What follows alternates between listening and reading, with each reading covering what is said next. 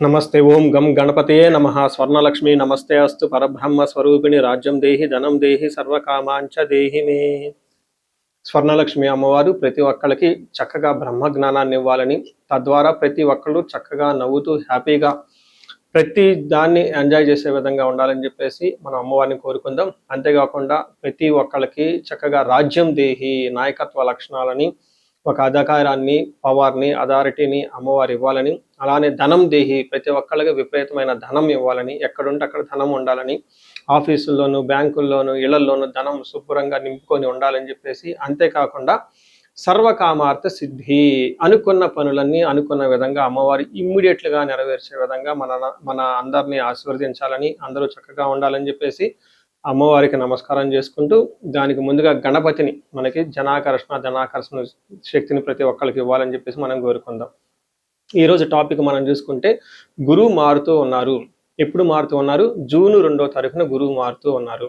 అయితే ఏంటి, నాకు లాభం ఏంటి, గురువు మారితే ఏంటి, దానివల్ల నేను నాకు అసలు ఏంటి అని మనం ప్రతి ఒక్కళ్ళు ఆలోచించుకుంటూ ఉంటాం.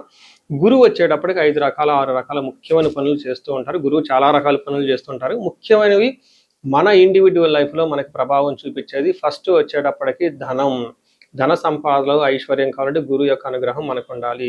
రెండోది సంతానం, పిల్లలు చక్కగా ఉండాలి, వాళ్ళు చదువుకోవాలంటే గురువు యొక్క అనుగ్రహం మనకు ఉండాలి. తర్వాత మనకి జ్ఞానం, అద్భుతమైన జ్ఞానం మనకు ఉండాలి. ఓకే, మనం చేసేది మంచినా చెడునా దాని గురించి లోతైన అవగాహన ఉండాలి. మనం చదువుకున్న జ్ఞానం మనకు ఉపయోగపడాలంటే గురువు యొక్క కృప మనకు ఉండాలి.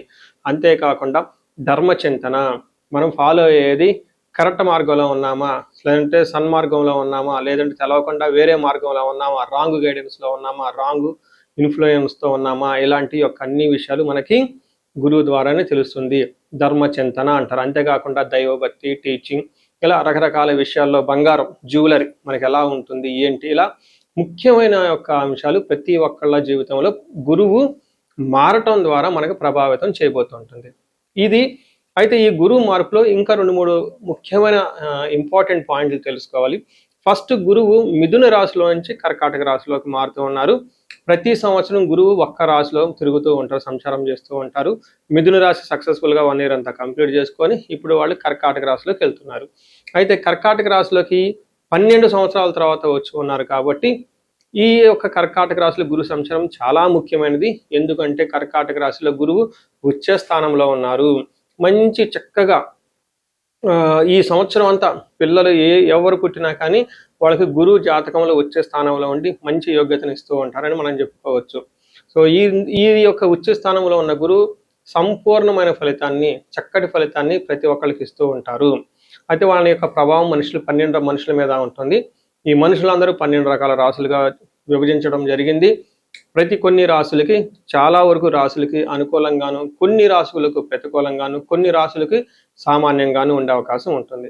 ఇప్పుడు మనం గురువు ప్రతి ఒక్కళ్ళ రాశులకి మేష నుంచి మీన వరకు ఎలాంటి ఫలితాన్ని ఇస్తూ ఉంటారు, ఆ ఫలితాలను మనం ఎలా ఎంజాయ్ చేయొచ్చు, ఇన్ కేసు ఫలితాలు కనుక సరిగ్గా వాళ్ళకి అనుభవంలోకి రాకపోతే ఏం చేయాలి, అలానే కొన్ని రాశులకి ఖచ్చితంగా ప్రతికూలమైన పరిస్థితులు ఉన్నాయి, ఎలాంటి ప్రతికూలమైన పరిస్థితులు ఉన్నాయి, వాటిని తప్పించుకోవడానికి మనం ఎలాంటి పరిహారాలు చేసుకోవాలి అనేది కూడాను 12 రాశుల వైజ్గా ఆ రాశికి ఎలాంటి ప్రభావం ఉంటుంది, దానికి మనం ఎలాంటి పరిహారాలు చేస్తే చక్కగా ఉంటామో కూడా మనం ఈ వీడియోలో మనం చక్కగా తెలుసుకుందాం. మనం కుంభరాశి చూద్దాం. కుంభరాశి వాళ్ళకి ఏలినాటి శని యొక్క ప్రభావంతో ఉన్నారు. అయితే లాస్ట్ స్టేజ్లో ఉన్నారు. అయితే లాస్ట్ ఇయర్ మీకు 2025లో గురువు చాలా అనుకూలంగా ఉండటంతో కుంభరాశి వాళ్ళకి ఏలినాటి శని ప్రభావంతో ఉన్న చాలా విషయంలో, ధనం విషయంలోనూ, తర్వాత జాబ్ విషయంలోనూ చాలా ఊరట కలిగి ఒక నెక్స్ట్ స్టెప్కి అయితే జీవితంలో ముందుకు వచ్చారని మనం చెప్పుకోవచ్చు. అయితే గురువు ఈ మార్పు వల్ల, ఇప్పుడు జరగబోయే మార్పు వల్ల కుంభరాశి వాళ్ళకి అంత అనుకూలంగా ఉండదు. కొంచెం జాగ్రత్తగా ఉండవలసిన పరిస్థితి అయితే ఖచ్చితంగా ఉందని తెలుసుకోవాలి. ఏ విధంగా మన మహర్షుల సంస్కృతంలో ఏం చెప్పారంటే ధారాపుత్ర విరోధచ్చ, భార్యతోటి పుత్రులతోటి విభేదాలు వచ్చే అవకాశం ఉంటుంది, అనవసరంగా గొడవలు పడే అవకాశం ఉంటుంది. అంతేకాకుండా స్వజనే కలహ అంటే సొంత మనుషులతోటి గొడవలు పడుతూ ఉంటారు. అంటే మీకున్న ఓన్ ఎంప్లాయీస్ కానివ్వండి, లేదంటే ఇప్పటిదాకా మీరు నమ్మి మీ వెనక ఉన్న వాళ్ళు కానీ, అలాంటి వాళ్ళు మిమ్మల్ని ద్వేషించే అవకాశం ఎక్కువ ఉంటుంది. అంతేకాకుండా చోర అగ్ని నృపభీతిచ్చ అని చెప్తారు. అంటే అగ్ని ప్రమాదాలు జరిగే అవకాశం ఉంటుంది, దొంగతనాలు జరిగే అవకాశం ఉంటుంది, హైయర్ అఫీషియల్ నుంచి బాగా ప్రెషర్ వచ్చే అవకాశం ఎక్కువగా ఉంటుంది. మీకు గుర్తింపు లేకుండా చేసే అవకాశం ఎక్కువ ఉంటుంది. అంటే మీరు ఆఫీస్లో సిన్సియర్గా పనిచేస్తున్నా మీ వెనక కుట్రలు పన్ని మిమ్మల్ని ఎదగకుండా చేసే అవకాశం చాలా ఎక్కువ ఉంటుందని గమనించుకోవాలి. అంతేకాకుండా భీతి, కొంచెం భయంగా ఉండే అవకాశాలు చాలా ఎక్కువ ఉంటుందని గమనించాలి.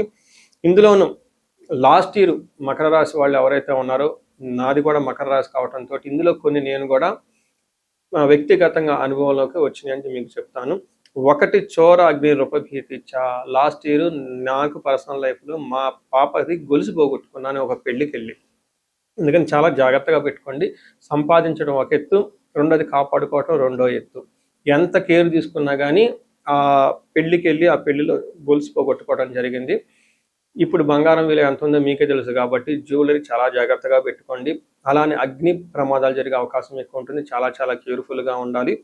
నృపభీతి, ఎవరైనా కనుక జాబ్ చేస్తున్నా, గవర్నమెంట్ అఫీషియల్స్ ఉన్నా, ఇంకొకటి ఉన్నా కానీ పన్నులు త్వరగా కాకుండా చాలా లేట్ అయ్యే అవకాశం ఉంటుంది. సో అది జనరల్గా నేను ఒక పని మీద ఒక అఫీషియల్ వర్క్ మీద చేయాల్సి వస్తే పని, మా ఆడిటర్ గారు ఏముందండి ఈ పని మీకు హార్డ్లీ 15 days 30 daysలో అయిపోతుందని నాకు చెప్పడం, సలహా ఇవ్వడం జరిగింది. కానీ నా ఎక్స్పెక్టేషన్ అది 3 to 4 monthsలో అవుతుందని నేను అనుకున్నాను. కానీ రియల్ లైఫ్లో ఆ పని 6 months కంటే ఎక్కువ జరిగింది. అంటే చూడండి, నృపభీతి అంటే గవర్నమెంట్ అఫీషియల్స్ నుంచి ఇంకొక దాని నుంచి వర్క్ అనేది స్మూత్గా పోకుండా ఇబ్బందులు పడే అవకాశం ఎక్కువ ఉంటుంది. రెండోది ఎక్కువగా ఇంటర్పర్సనల్ స్కిల్స్ ఎక్కువగా మెయింటైన్ చేయడం అవసరం. చాలా పేషెన్సీగా ఉండవలసిన టైం అయితే మీకు ఖచ్చితంగా ఉంటుంది. ఫ్యామిలీ మెంబర్స్ అంతా మీరు ఇండివిజువల్గా కలిసి చక్కగా దేవాలయాలు ఎక్కువగా విజిట్ చేయండి, ఆశ్రమాలు ఎక్కువగా విజిట్ చేయండి, శుభకార్యాలకి ఎక్కువగా రెగ్యులర్గా వెళ్తూ ఉండండి. చాలా జాగ్రత్తగా ఉంటే ఇవి మెయిన్ మీకు ఉండాల్సింది జాగ్రత్తగా ఉండటం. ఇంటర్పర్సనల్ స్కిల్స్ చక్కగా మెయింటైన్ చేస్తే గురువు మీకు చక్కగా సహకరించి ఉన్నతంగా తీసుకెళ్లే అవకాశం చాలా ఎక్కువ ఉందని గమనించుకోవాలి. సంసారంలో వైరాగ్యము, వృధాశ్రమ, అధిక ధన వ్యయాలు ఉంటాయి. ప్లానెడ్గా ఖర్చు పెడితే చాలా బాగుంటుంది. చూశారు కదండి, కుంభరాశి వాళ్ళకి ఇప్పటిదాకా బాగా సపోర్ట్ ఇచ్చిన గురువు ఈ June 2 తర్వాత కొంచెం వాళ్ళు పెట్టే పరీక్షలు మీరు అంటే పెద్దగా ఇబ్బంది పెట్టరు, బట్ కొన్ని సందర్భాల్లో ఇబ్బందులు పెట్టే అవకాశం ఉంది. కాబట్టి పేషెన్సీగా ఉండటం చాలా మంది గమనించాలి. సో చూశారు కదా, గురువు ఈ రాశి వాళ్ళకి ఎలాంటి అనుకూల ప్రతికూలాలు తీసుకొని వస్తున్నారు, ఫలితాలు తీసుకొని వస్తున్నారు, అనుభవంలోకి రాబోతున్నాయో ఈ జూన్ నుంచి 2027 జూన్ వరకు, 2026 జూన్ నుంచి 2027 జూన్ వరకు ఎలాంటి ఫలితాలు ఉన్నారో మనం తెలుసుకుందాం. అయితే గురువు యొక్క అనుకూల ప్రభావం మన మీద ఉండటానికి మనం కొన్ని రకాల పరిహారాలను ఖచ్చితంగా చేసుకోవాల్సి ఉంటుంది. ఒకటి, గురువుకి సంపూర్ణ శాంతి పూజలు చేసుకోవాలి. సంపూర్ణ శాంతి పూజలు అంటే ఏంటి చాలా మందికి అవగాహన ఉండదు. గురు గ్రహానికి మన శాస్త్రాల్లో, గ్రంథాల్లో ఏదైనా గనక ఒక గ్రహం మనకి సరిగా అనుకూలించకపోతే ఆ యొక్క గ్రహం యొక్క మనం ప్రతికూల పరిస్థితుల నుంచి అనుకూలంగా మార్చుకునే ప్రక్రియ ఉంటుంది. దీనికి పరిహారాలు అంటారు. మనకి శాస్త్రాలు ఏ విధంగా చెప్పారంటే గురువుకి జప సంఖ్య 16,000 సార్లు చేయాల్సి ఉంటుంది. అధిదేవత, ప్రత్యధి దేవత ఇంకొక 3,000 2,000 సార్లు చేయాల్సి ఉంటుంది. గురుగ్రహానికి ఇటు అటుగా ఒక 20,000 సార్లు జపం చేయాల్సి ఉంటుంది.